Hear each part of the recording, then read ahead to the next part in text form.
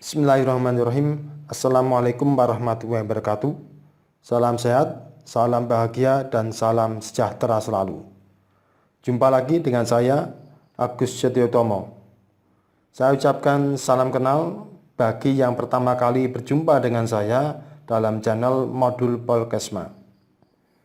Melalui modul Polkesma ini, atau melalui channel ini, saya akan berbagi informasi tentang seputar dunia kesehatan masyarakat dan bidang-bidang lain yang dapat menunjang terciptanya derajat kesehatan optimal pada masyarakat. Untuk itu, mari simak secara tuntas semua video yang ada di channel ini agar teman-teman tidak gagal paham. Dan jangan lupa, bagi Anda yang belum mendukung channel ini, dukungan Anda saya tunggu.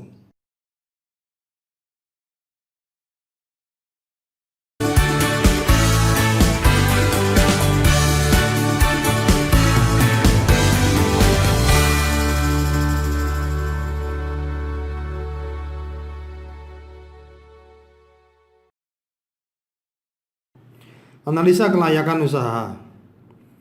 Sebelum menjalankan suatu usaha atau bisnis, maka sebaiknya harus mempertimbangkan kelayakannya terlebih dahulu. Sehingga dari pertimbangan itu, maka kita nanti akan bisa menentukan apakah usaha tersebut akan memberikan keuntungan. Nah, keuntungan ini tidak hanya bagi kita sebagai seorang pengusaha atau sebagai wirausaha, tapi juga bagi investor. Kemudian juga bisa keuntungan bagi kreditor, keuntungan bagi pemerintah, dan keuntungan bagi masyarakat secara luas. Nah, sehingga pelaksanaan atau kegiatan analisa kelayakan usaha itu harus dilakukan di awal, atau bisa dilakukan di tengah perjalanan untuk upaya pengembangan suatu usaha. Nah, analisa kelayakan usaha ini dilakukan dan diperlukan agar usaha yang akan kita jalankan itu tidak sia-sia, atau tidak membuang uang, tidak membuang tenaga, atau tidak membuang pikiran secara percuma, serta tidak akan menimbulkan masalah yang tidak diperlukan di masa yang akan datang. Nah, sehingga tujuan dari analisis kelayakan usaha itu untuk menentukan apakah suatu ide usaha yang akan kita jalankan, yang akan kita realisasikan. Nah, jika ide itu layak, maka langkah selanjutnya adalah menyusun rencana bisnisnya.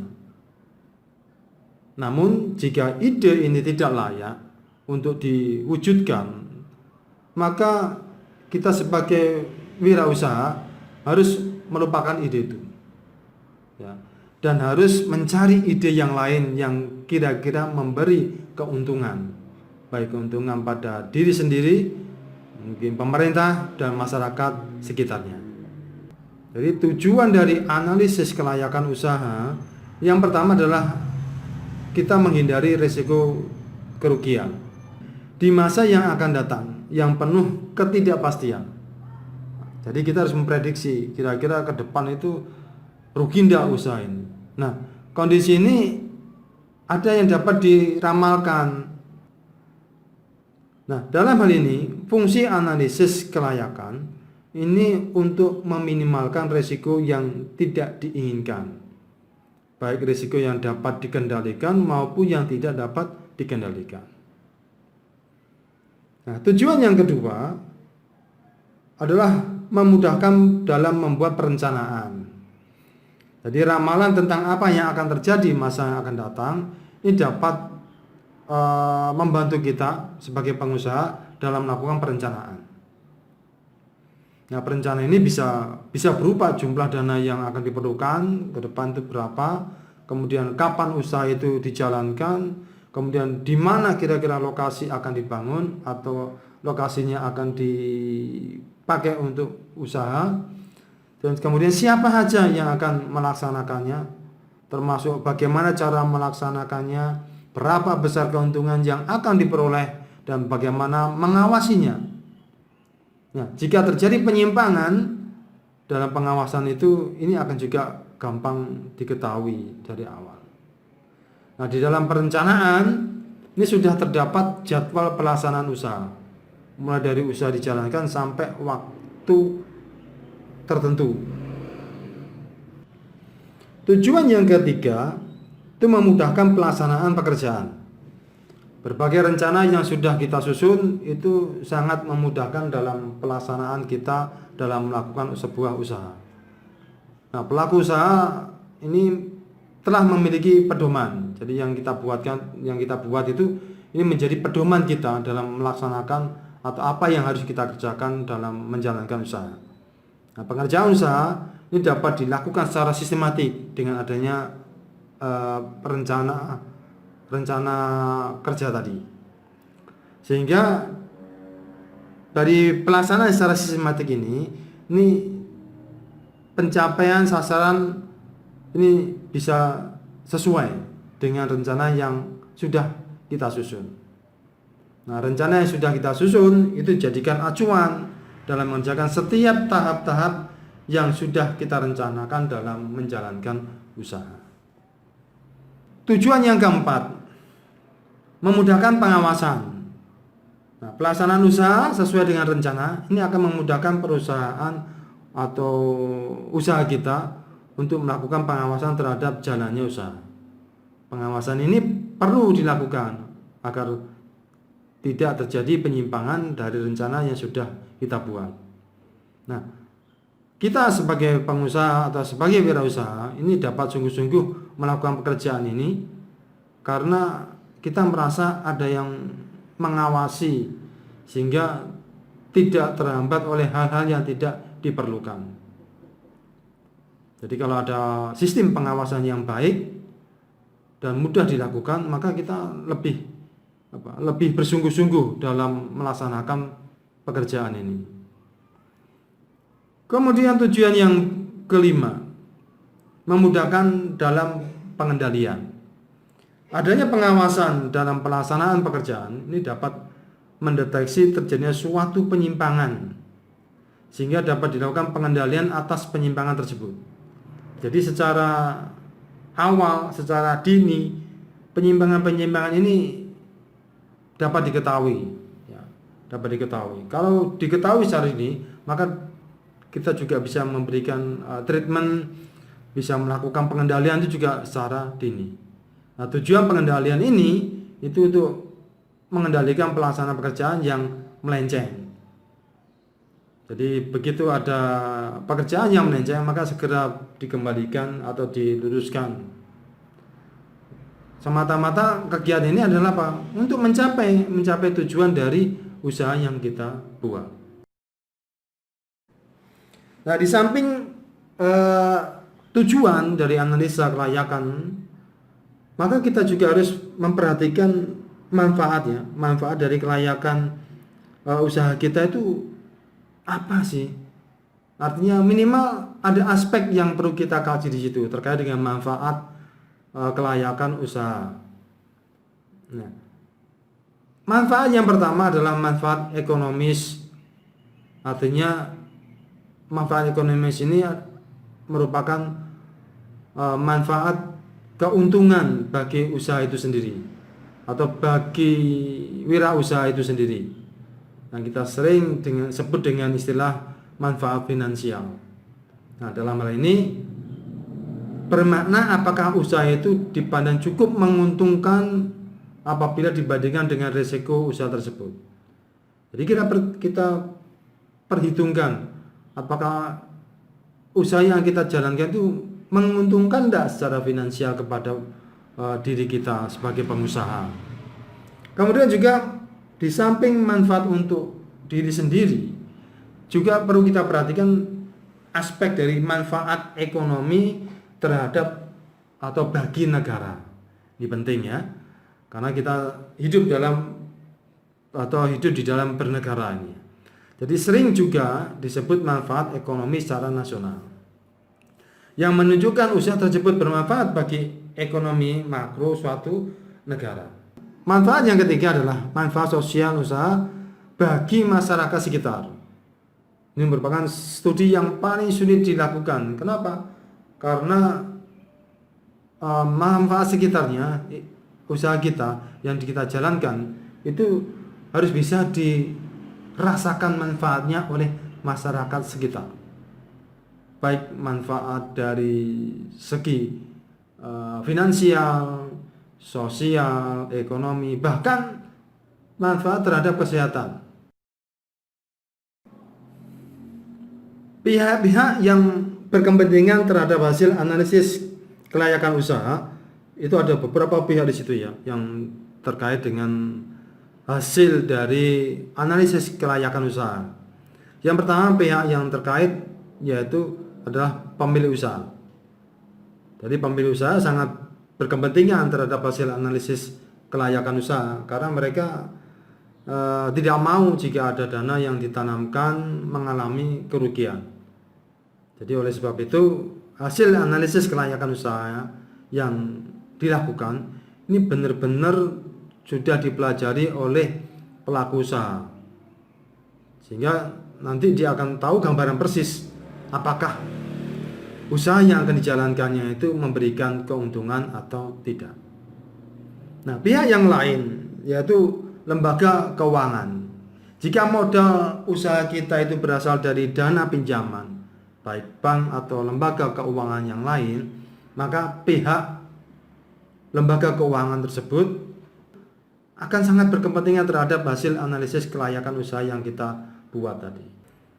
Nah, pihak bank atau lembaga keuangan tadi ya tentunya mereka tidak mau kalau kredit atau pinjaman yang diberikan kepada pelaku usaha itu akan macet. Akibat apa? Tidak layaknya usaha atau wirausaha yang kita jalankan. Oleh karena itu, untuk usaha-usaha tertentu, pihak keuangan, bank atau mungkin yang lain itu akan melakukan analisis kelayakan terlebih dahulu secara mendalam sebelum pinjaman itu dikucurkan kepada pihak peminjam atau pelaku usaha. Nah, pihak yang lain adalah pihak dari pemerintahan. Bagi pemerintah, pentingnya analisis kelayakan usaha ini untuk meyakinkan apakah usaha yang akan dijalankan itu akan memberikan manfaat bagi perekonomian secara umum, secara nasional, maupun bagi masyarakat sekitar dan masyarakat yang lebih luas. Seperti apa? Seperti apakah usaha kita nanti itu dapat merupakan sebagai penyedia lapangan pekerjaan. Nah, pemerintah juga berharap usaha yang akan kita jalankan itu tidak merusak habitat atau lingkungan sekitarnya, baik terhadap manusia, hewan maupun tumbuh-tumbuhan. Jadi manfaat kesehatan juga perlu dirasakan atau perlu dipastikan adanya manfaat kesehatan bagi sekitar tempat kita melakukan usaha. Kemudian pihak yang lain adalah masyarakat luas.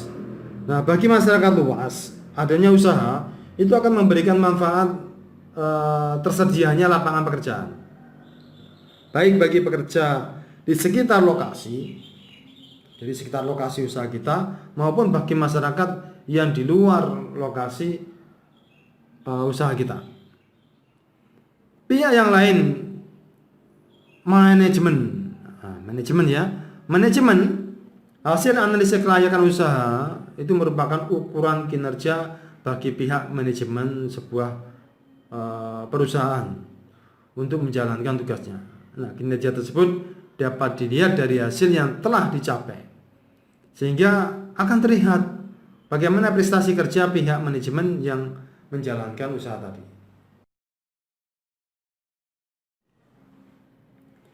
Terdapat beberapa aspek yang perlu dikaji dalam menentukan kelayakan usaha, dan masing-masing aspek tersebut ini tidak berdiri sendiri-sendiri, tidak, tetapi mereka saling berkaitan satu dengan yang lain. Nah, jika salah satu aspek tidak terpenuhi dengan baik, maka perlu dilakukan perbaikan atau mungkin tambahan. Nah, urutan penilaian aspek mana yang harus didahulukan ini tergantung pada kesiapan penilai dan kelengkapan data yang ada. Dalam hal ini, dengan pertimbangan prioritas mana yang harus didahulukan dan mana yang berikutnya, Ini perlu kita tetapkan. Nah, secara umum aspek yang dilakukan dalam analisis kelayakan usaha itu meliputi aspek hukum. Nah, aspek hukum yang perlu kita perhatikan adalah masalah-masalah kelengkapan dan keabsahan data atau dokumen usaha, mulai dari bentuk badan usaha sampai izin-izin yang harus dimiliki untuk mendirikan sebuah usaha. Ini yang perlu kita perhatikan benar-benar di situ. Aspek hukumnya harus betul-betul terkendali. Nah, kelengkapan dan keabsahan dokumen itu sangat penting karena itu merupakan dasar hukum yang harus dipegang. Apabila di kemudian hari timbul masalah, ini bisa menjadikan bukti yang otentik tentang keabsahan dari usaha yang kita jalankan. Aspek berikutnya adalah aspek pasar dan pemasaran.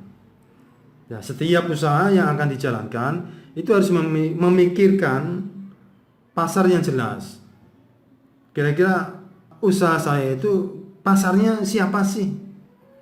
Nah, maka perlu diperhatikan juga kira-kira faktor ada tidaknya konsumen yang akan membeli atau memanfaatkan jasa kita. Dan besarnya pasar yang ada ini perlu diketahui terlebih dahulu sebelum kita menjalankan sebuah usaha.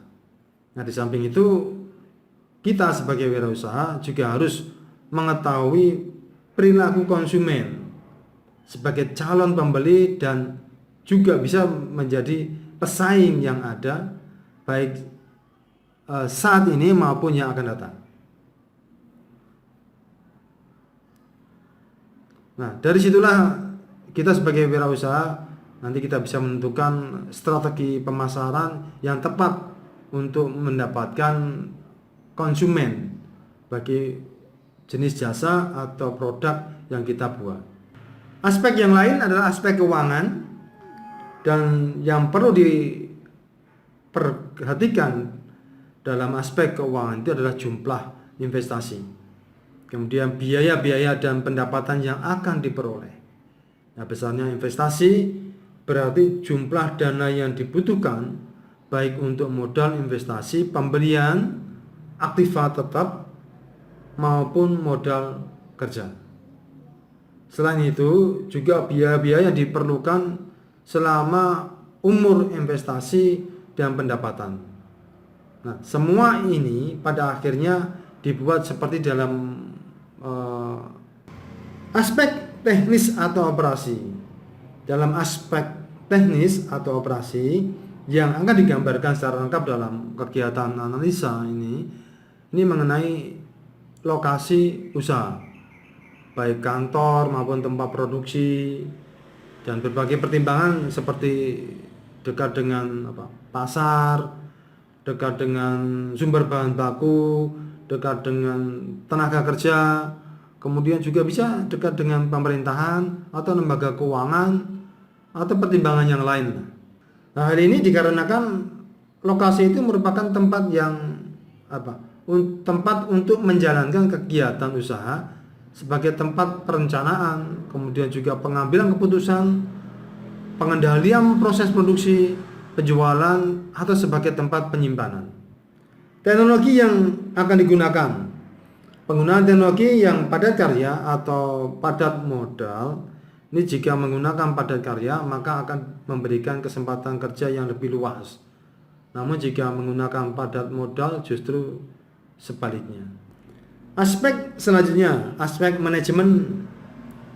Nah, ketika seorang pengusaha akan memulai usaha, maka harus menyusun sebuah organisasi yang akan mengelola. Nah, organisasi ini merupakan kumpulan orang-orang yang bisa diajak kerjasama untuk mencapai suatu tujuan dalam usaha kita.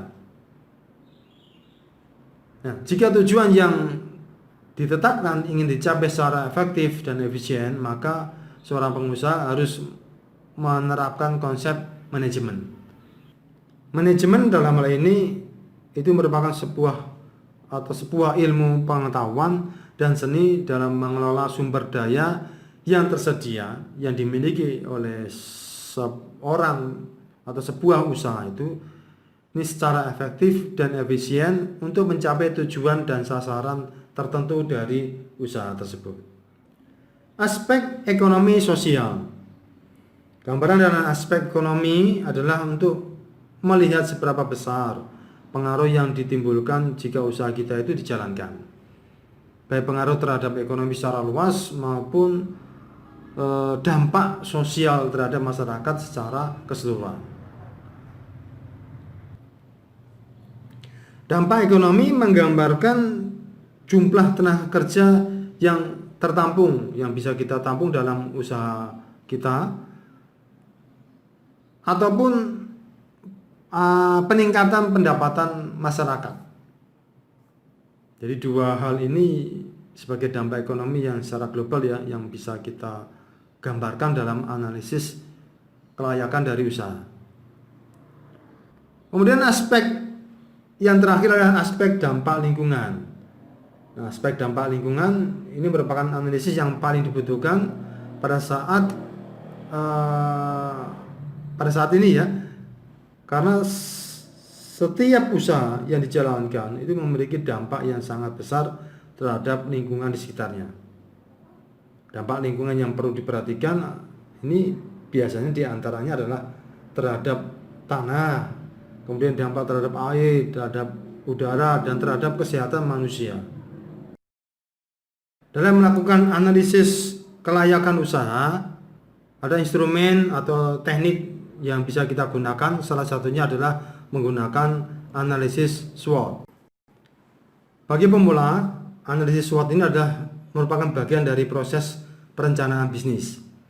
Ini akan membantu dalam menyusun strategi agar dapat memulai dengan langkah yang benar dan mengetahui arah yang dituju. Namun bagi pelaku bisnis yang sudah berjalan, analisis SWOT ini bisa dipakai untuk menentukan posisi dari perkembangan usaha dia saat ini, dan juga dapat dipakai dasar untuk menentukan strategi apa yang akan dilakukan demi mencapai tujuan dan pengembangan dari usahanya.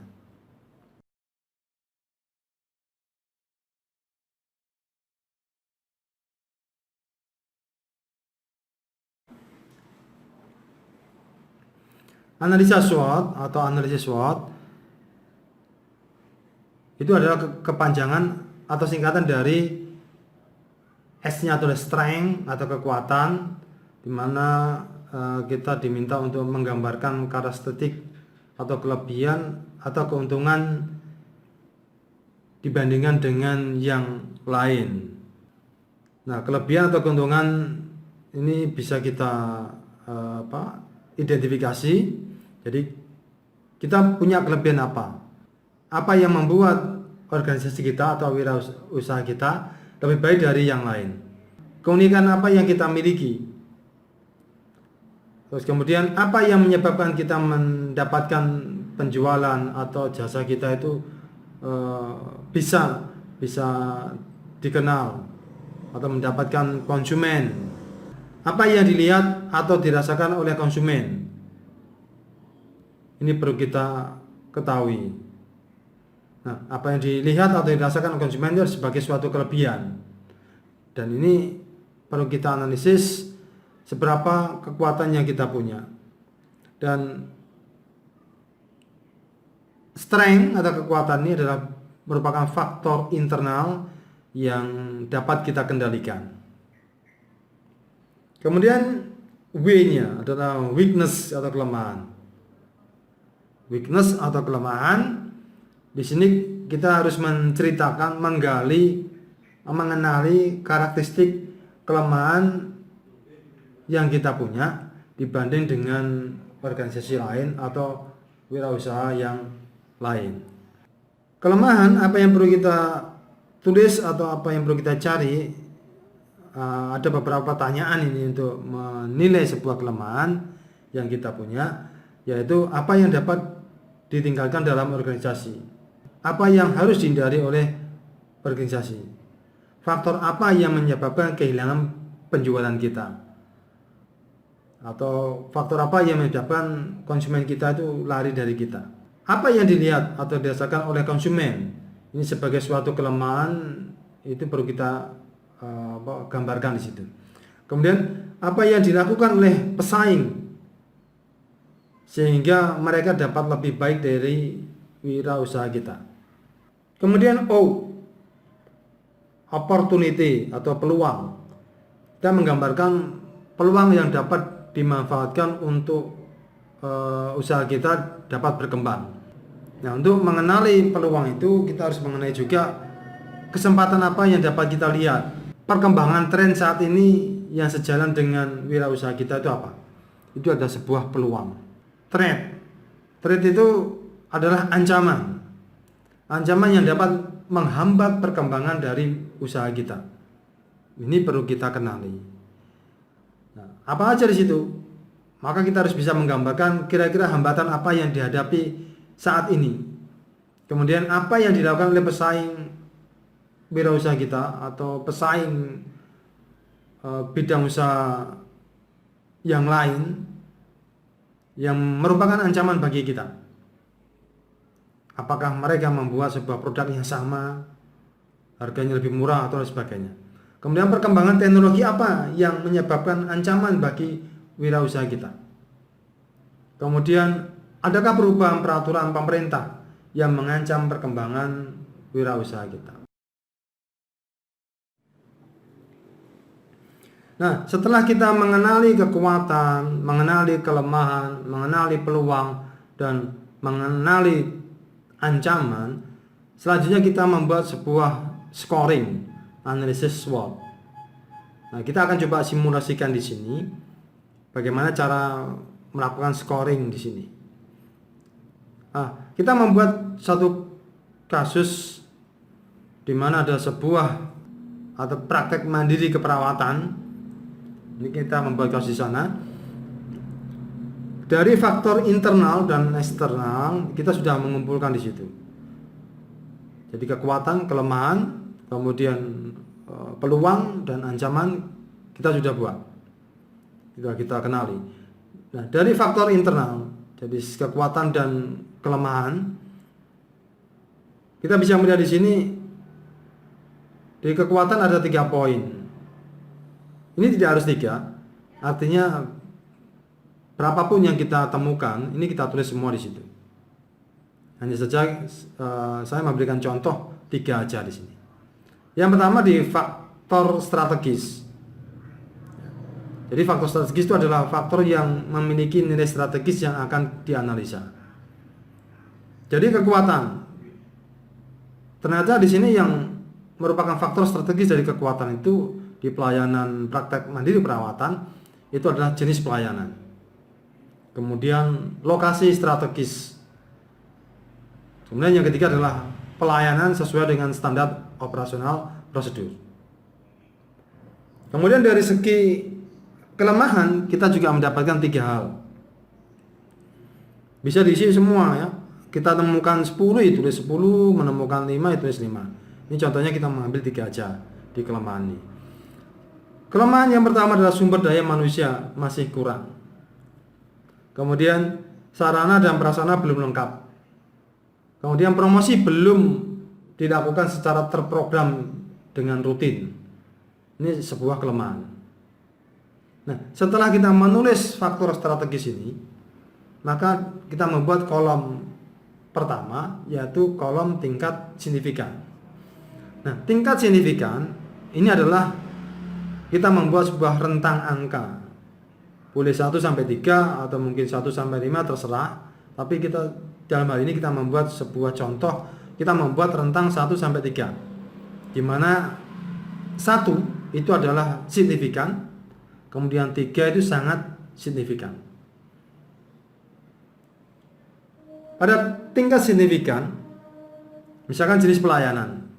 Apakah jenis pelayanan itu ada kaitannya dengan keuntungan dari bisnis kita, usaha kita?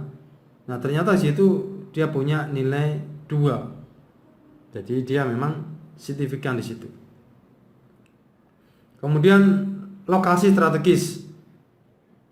Ini kita dapatkan nilai 3. Kemudian pelayanan sesuai dengan SOP, kita berikan nilai 2. Kemudian sumber daya manusia yang masih kurang.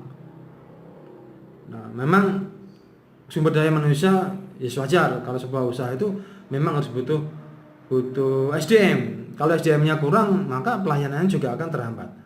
Sehingga ini kita berikan nilai 3. Jadi sangat signifikan terhadap usaha yang akan kita lakukan. Sarana dan prasarana belum lengkap, ini juga sama. Kita berikan nilai 3 karena sangat signifikan mempengaruhi proses pelayanan usaha kita. Kemudian promosi belum terprogram secara rutin. Ini kita berikan nilai 2,5. Nah, jenis pelayanan, lokasi strategis, pelayanan sesuai SOP, kemudian sumber daya manusia masih kurang, sarana prasarana, kemudian promosi belum terprogram. Ini kita total. Berapa totalnya tingkat signifikannya? Dalam ini kita temukan ada 15,5.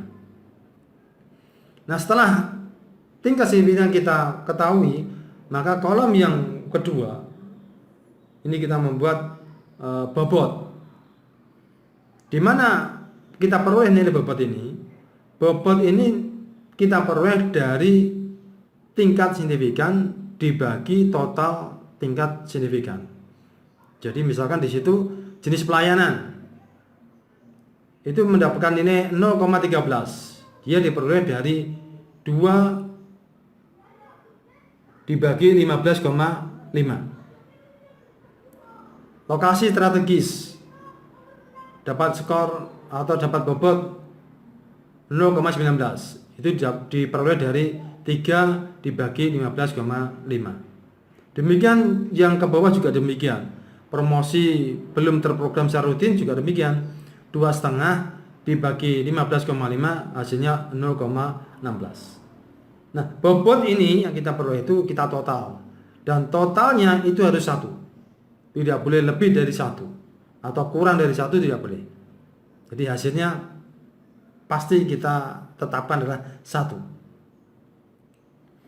Setelah bobot kita peroleh, maka kita harus mencari rating atau tingkat.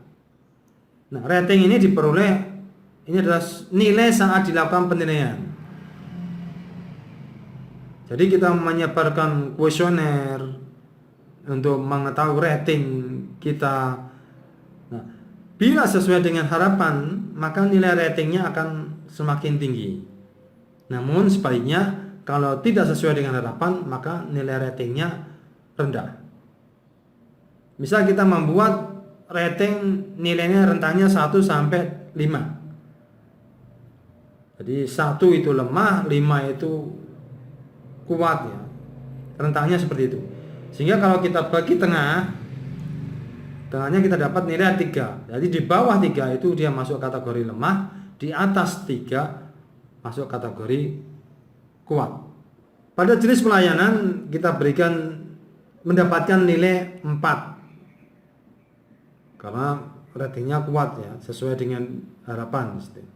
Kemudian jenis atau lokasi strategis 5. Pelayanan sesuai SOP 3,5. Sumber daya manusia masih kurang 2. Sarana dan prasarana belum lengkap 2,5. Kemudian promosi belum terprogram secara rutin dapat rating 2. Nah, setelah rating ini kita masuk di dalam kolom berikutnya adalah skor. Nah, di rating itu tidak perlu kita jumlah, tidak perlu kita total. Nah, masuk di skor. Skor itu diperoleh dari mana? Skor itu diperoleh dari bobot dikalikan rating. Jadi kalau kita lihat di sini, jenis pelayanan skornya adalah 0,13 dikalikan 4. Hasilnya 0,52. Lokasi strategis 0,19 dikalikan 5, hasilnya adalah 0,97. Pelayanan sesuai dengan SOP 0,13 dikalikan 3,5, hasilnya 0,45. Sumber daya manusia yang masih kurang 0,19 dikalikan 2, hasilnya 0,39. Sarana dan prasarana 0,19 dikali 2,5 hasilnya 0,48. Promosi 0,16 dikalikan 2 hasilnya 0,32. Nah, setelah skor diketahui maka kita total. Nah, total yang kita dapat adalah 3,13. Jadi faktor internal yang dimiliki oleh usaha ini adalah 3,13. Yang ini nanti akan kita pakai untuk menentukan posisi wirausaha itu atau posisi usaha itu ada di mana. Nah, ini 3,13 ini kita masuk di sumbu X. Jadi nanti akan kita letakkan di sumbu X. Faktor eksternal ini juga perlu kita skor. Nah, faktor strategisnya di situ ada peluang, ada ancaman. Sama cara membuat skornya sama. Jadi keberadaan klinik sangat dibutuhkan oleh warga. Tingkat signifikannya nilainya 3. Kemudian sudah bekerja sama dengan BPJS, itu tingkat signifikannya kita berikan 3. Adanya pesaing itu 2. Lokasi rawan banjir itu 3. Itu masuk di ancaman. Nah, kebetulan di sini peluang dan ancaman kita temukan, dalam kasus ini kita menemukan 2. Dan tidak menutup kemungkinan usaha Anda bisa 1, bisa 3 atau mungkin lebih. Nah, jadi realitasnya berapa itu ditulis semua di situ. Dan tingkat signifikan kita total di situ ketemu 11. Ya. Kemudian kita masuk di bobot. Bobot juga demikian. Kita lakukan pembobotan di situ. Nah, tingkat pembobotan di sini untuk keberadaan klinik yang sangat dibutuhkan oleh warga ini 0,27. Kemudian sudah bekerja dengan BPJS 3 dibagi 11 hasilnya 0,27. Jadi bobot itu kembali ya, bobot itu merupakan hasil dari tingkat signifikan dibagi dengan total tingkat signifikan.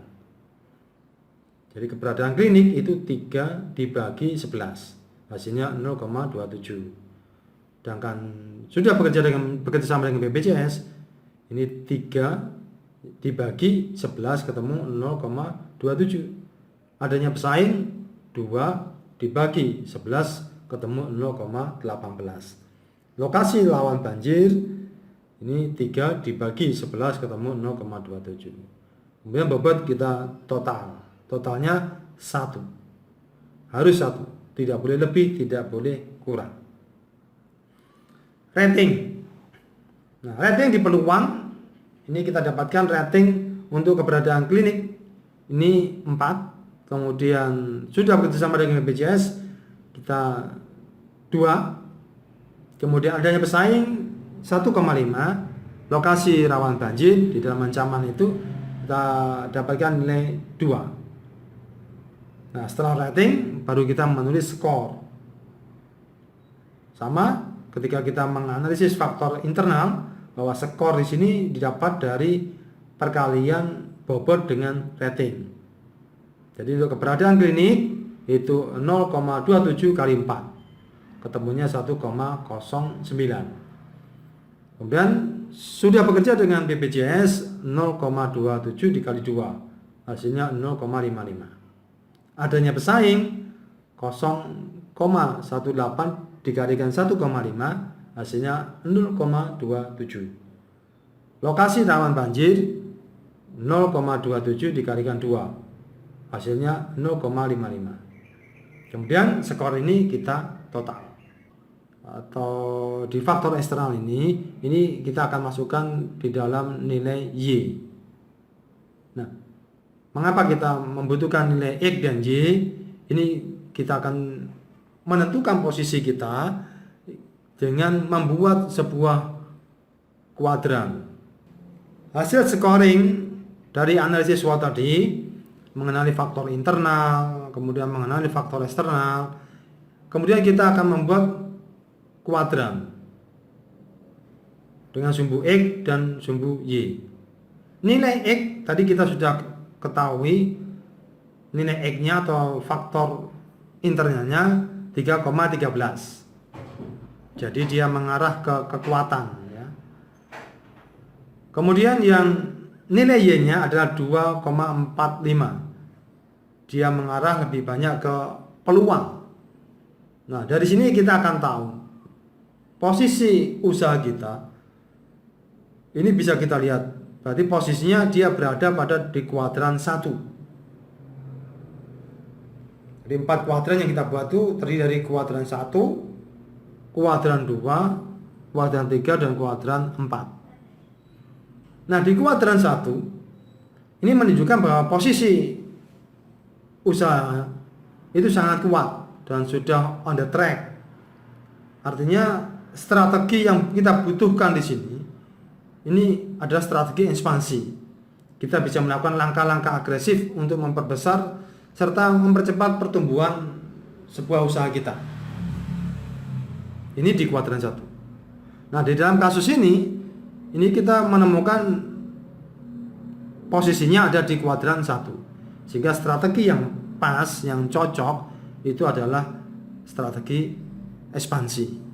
Nah, strategi ekspansi itu kita menggunakan strategi kekuatan internal usaha kita untuk meraih peluang-peluang yang ada di luar perusahaan kita atau di luar usaha kita. Jadi kita gunakan kekuatan yang dimiliki untuk meraih peluang yang ada. Sehingga strateginya ekspansi atau agresif, memperbesar atau mempercepat pertumbuhan usaha. Kuadran yang kedua itu adalah posisi di mana usaha itu dalam kondisi waspada. Artinya, walaupun dia sudah cukup bagus, jadi dia punya kekuatan, tetapi dia juga menghadapi ancaman. Strateginya adalah diversifikasi atau mencari peluang baru yang belum tersentuh sebelumnya oleh usaha atau wirausaha lain atau kita sendiri. Jadi kita membutuhkan sebuah pembeda. Misal, kalau di sebuah praktek pelayanan perawatan mandiri, kita memberikan pelayanan home care, sedangkan pesaing kita juga sama melakukan home care. Nah, kita harus membuat beda. Home care yang kita buat itu harus berbeda, memiliki nilai lebih yang berbeda dari home care yang dilakukan oleh usaha yang lain. Nah, pada dasarnya di kuadran 2 ini, strategi ini yang kita buat itu dalam upaya untuk menghindari atau mengurangi dampak dari ancaman-ancaman yang ada di luar atau eksternal. Kemudian kita masuk di strategi atau di kuadran 3. Di kuadran 3 kita bisa melihat di sini posisi sebuah usaha itu, bahwa usaha itu dia posisinya di bawah rata-rata. Namun peluang masih terbuka.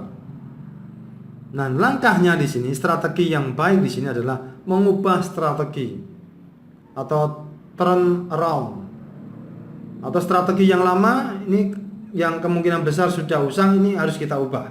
Atau pada dasarnya strategi yang kita buat di kuadran ini memperkecil kelemahan internal di perusahaan dengan memanfaatkan peluang yang ada di perusahaan atau usaha di wirausaha kita.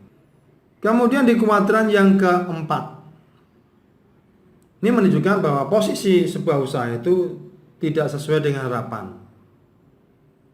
Nah, strategi yang bagus yang harus kita lakukan di sini ada strategi defensif. Artinya bertahan. Jadi dia harus bertahan bagaimana usahanya tetap bisa berjalan.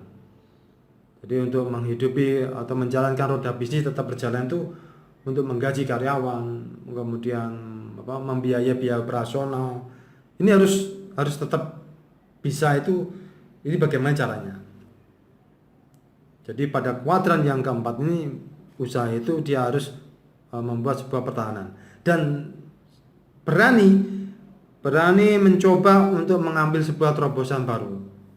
Jadi terobosan baru di sini ini dalam upaya untuk merubah ancaman menjadi sebuah peluang. Dan melalui strategi ini, perusahaan atau usaha ini berusaha untuk menghindari atau mengurangi dampak dari ancaman-ancaman eksternal yang dihadapi oleh perusahaan itu tadi. Nah, itu cara aplikasi dalam membuat sebuah analisa SWOT sehingga kita tahu di mana posisi usaha kita berada. Setelah tahu posisinya, harapannya adalah kita bisa menentukan strategi yang akan kita lakukan untuk mencapai tujuan di bidang usaha kita. Dan ini sangat bermanfaat sekali bagi wirausahaan baru, itu sebagai perencanaan kita dalam membuat strategi yang jitu dalam menjalankan usaha. Tapi kalau bagi perusahaan yang sudah berjalan, itu sangat bagus juga untuk menentukan posisi dia di mana usahanya saat ini dan strategi apa yang harus dibuat untuk menjaga kelancaran, keajekan dari usaha dia, atau bahkan untuk pengembangan usaha dia mencapai pertumbuhan yang lebih bagus lagi. Demikian apa yang bisa saya sampaikan dalam topik kali ini. Mudah-mudahan ini bisa menjadikan sebagai modal kita, modal Anda dalam menjalankan atau memulai usaha di bidang kesehatan khususnya. Terima kasih. Assalamualaikum warahmatullahi wabarakatuh.